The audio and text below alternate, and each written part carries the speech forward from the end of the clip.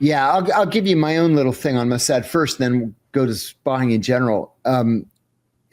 The CIA has always had just a terrible relationship with Mossad. And it's because Mossad actively spies on the United States. The United States does not spy on Israel. That's written in stone. People poo-poo this every time I say it. I'm telling them it's written in stone. The United States does not spy on Israel, but Israel actively, consistently has spied on the United States. For decades, the American public has been told that elected leaders call the shots in Washington. But behind the scenes, a permanent class of intelligence officials, untouchable and unelected, wields real power, shaping policy and outlasting presidents. In this recent interview, John Kiriakou, a former CIA officer and whistleblower, pulls back the curtain on this hidden machinery, revealing how secret agendas, regime change plans, and deep-rooted alliances operate far from public scrutiny.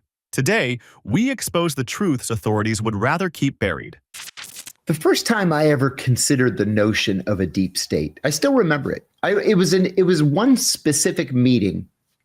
There's a group that's housed at the CIA called the National Intelligence Council. So they're supposed to be the topmost analysts from all around the intelligence community. These are the best and the brightest, right? They're all in the senior intelligence service. Almost all of them have PhDs. Sometimes they go back and forth between the CIA and Harvard and Stanford and places like that. And there was one guy who was the NIO, the National Intelligence Officer for Warning. So he's supposed to be the guy that's looking 5, 10, 20 years down the line saying, I think that Bolivia is going to be a problem for us 20 years from now. Well, I remember going into this meeting with him, and I was a young kid. I was in my 20s. He was an old man, but everybody, 50 and older in my mind was an old man at the time. I'm 61 now, and I realize how foolish that was. But anyway, people were congratulating him. And I asked somebody, I said, why is everybody congratulating him? Oh, he got an age waiver from the director. And I said, what's that mean? Oh, he's allowed to work until he's 70. And I was like, 70? How old is he now? He's 65. He's been in this job for 42 years, and he's going to stay for another 5 years. And I was like, why would anybody want to be in a job for 47 years, the same job? Well, because that's the power that you've built. That's the authority that you've built. Presidents come and go. How many presidents are going to come and go over the course of this guy's 47-year CIA career? So he knows that if the president calls and says, listen, I want you to take a really hard look at, Brazil, he can tell the president, go screw himself. Not in so many words. Right. But he can just so slow roll this response that by the time he feels like getting around to it, the president's long gone. And I realized for the very first time, there actually is a deep state. We can call it the state. Yeah. We can call it the federal bureaucracy. But by God, it's there. It exists. When I was in Bahrain from 94 to 96, I had an intern working for me. And he was a student at Yale. He was a sophomore at Yale. Really, really smart guy. And we kind of sort of stayed in touch in the years after. He stayed at Yale and got a master's. Then he got a PhD. And then he sent me a note saying, hey, I just got a job at the Pentagon working in this new Undersecretariat for Intelligence. And I said, oh, cool. I said, why don't you come over to the agency? I'm working for the deputy director, and you can brief him on, what the Pentagon's thoughts are on Iraq. He comes over, gives this briefing, and I remember being like appalled. And my boss kept looking at me like, what are you doing bringing this guy here? So I walked him out to his car and I said, Michael, I have to ask you, when did you become a fascist? And he turned to me and he says, we're in charge now. We're in charge, and Saddam Hussein's going to die. And I was like, oh my God. Well, he's working for, well, I don't want to name names, but he's working for all those guys at the Pentagon who later became famous and appeared in Vanity Fair in these exposés about, how we ended up at war in Iraq. It turns out that they just bided their time, knowing that they had a champion in Dick Cheney, that Dick Cheney was the one running the show. It's funny because right before 9/11 at the CIA, it was China, China, China, China. And I was working in the counterterrorism center at the time, and I was like, they really should kind of divert some of their attention away from China and start looking at this terrorism situation in the Middle East. But it was all about China. And then once we got hit, listen, there's this famous story that Richard Pearl was at the White House on September 12th, 2001, and said, we have to attack Iraq, right? And then it was just history from there.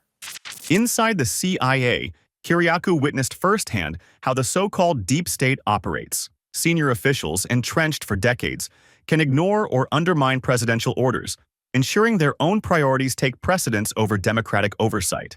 As the Bush administration prepared to invade Iraq, top officials were already plotting the next war, openly discussing plans to move on to Iran, with no public debate or congressional approval. These decisions, made in secret, set the stage for years of conflict and chaos, all while the official story sold to Americans was carefully crafted to hide the real motives.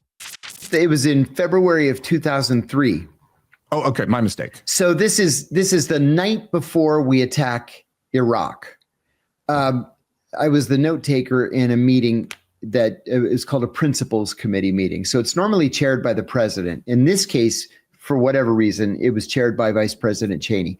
But I'm sitting in the CIA director's conference room with George Tenet. He's the only person sitting at the table. I'm sitting directly behind him to take notes. And the Cheney is on one screen chairing the meeting. Condi Rice is next to him on the next screen, and Colin Powell's on the screen, and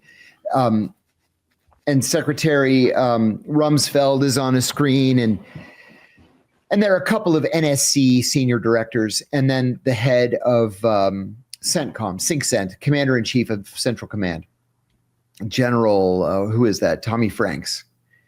And so I've always hated the order of battle briefings. I've always hated them because I don't understand them, and I just don't give a shit where we have, So anyway, Cheney starts by saying, General Franks, why don't you start off with the order of battle briefing? And I was like, ugh. So I'm ready to write it down. He's like, elements of the 1st Army Division are at this location, and the 5th Cavalry Brigade is here, and they're moving north at 20 kilometers. And I don't care where these guys are. So he finishes the briefing, and he says, if all goes as planned, we can be in Tehran by August. And George very discreetly reaches in front of him and turns off the microphone. And then he turns to me and he says, did he say Tehran or did he say Baghdad? And I said, he said Tehran. And George says, have they lost their minds? And then he discreetly turns the microphone back on and just kind of sits there for the rest of the briefing. I go down to back to my office afterwards. I should say at the very end of the briefing, this idiot who was a senior director at the NSC says excitedly, as everybody's getting up and they're logging off, he says, when we cross that border tomorrow morning, they're going to throw flowers at us. And I remember thinking, do they know nothing about history?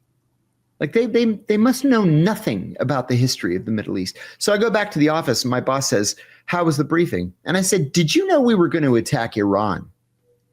And he goes, are they still talking about that? We're not going to attack Iran.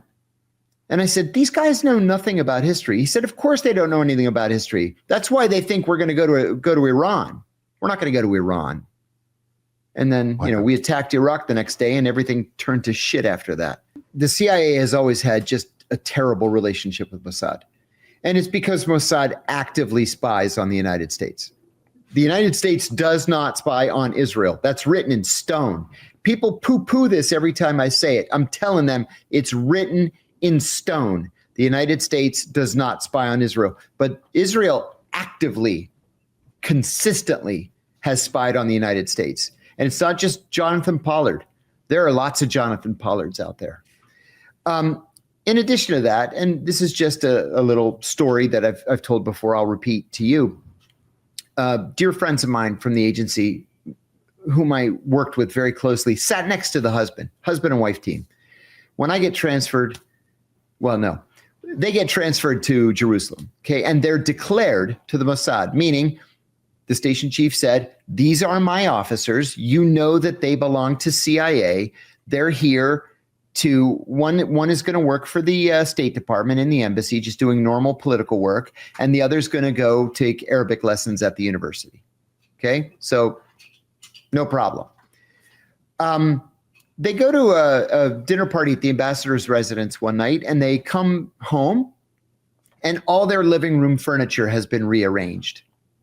Just like, haha, what are you going to do about it? Nothing. There's nothing you can do about it. Well, a year later, they go to the ambassador's Christmas party. This is when the embassy was in Tel Aviv. They were assigned in Jerusalem. They go to the Christmas party. They make the 45-minute drive back to Jerusalem. And people had taken shits in all of their toilets and left them unflushed, just to show them we can come into your home anytime we want, and there's nothing you can do about it. Their tour is up. They're getting ready to leave. The ambassador has a going away party for them, which is completely normal. And they go back home. The dog is under the dining room table whimpering. Somebody had cut its tail off and wrapped the stump with gauze and medical tape. Like, why? Why fuck with us like that when we're your only lifeline, right? We're your only friend at the United Nations. We're giving you billions of dollars of the Americans' taxpayers' money so you can have your own welfare state that we don't have here. And then you're going to do that to our officers who are there to help you, who are friendlies, and they're there to help you. Now, Pollard is indicative of the broader problem. On my very first day at the CIA, as a new hire, I was sitting in the auditorium with 300 other people, and we got a briefing from the CIA's director of security. And he told us that at the Israeli embassy in Washington, there are 2 declared intelligence officers, one from Mossad and one from Shin Bet. But the FBI had identified 187 undeclared Israeli intelligence officers spread all across the United States, mostly trying to infiltrate American defense contractors. Why don't we arrest those 187 Israeli spies? Because we have such a close political relationship with Israel, and Congress wouldn't stand for it.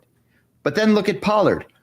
Pollard was a Navy intelligence officer who stole thousands and thousands of pages of top secret, not secret, top secret documents that he sold to Israel for money, not for ideology or because he was Jewish or loved Israel. He did it for money. And then the Israelis traded those top secret documents to the Soviet Union in exchange for the release of Soviet Jews to Israel. Not only that, Pollard got 30 years. He did the whole 30. Benjamin Netanyahu, on literally every visit to the Oval Office, would say, no matter who the president was, release Pollard, release Pollard, release Pollard. And every president said no. Bill Clinton almost said yes. And George Tenet said, if you release Pollard, I will resign, and the head of every intelligence agency in the American government will resign. And so he didn't do it. So Pollard did all 30 of the 30 years, went to Israel on a private jet owned by Sheldon Adelson. He was met at the airport by Benjamin Netanyahu. He got off the plane, kissed the ground. Netanyahu bestowed upon him Israeli citizenship. And then he gives an interview to the Israeli media urging that Israel use nuclear weapons on the United States if the United States doesn't fall into place for what Israel wants, and urging all American Jews with security clearances to spy for Israel. And so our ambassador meets with him in the American embassy. I'm befuddled by the whole situation. The reality of American power is not what we're taught in civics class. From secret programs and unpunished war crimes to foreign allies who spy on us with impunity, the truth is that systemic abuses and cover-ups are the rule, not the exception. John Kiriakou's testimony makes clear. The people who expose these crimes are punished, while those who commit them remain protected. If we want real accountability, we have to confront the uncomfortable facts about who truly runs the show and what they're willing to do to keep it that way.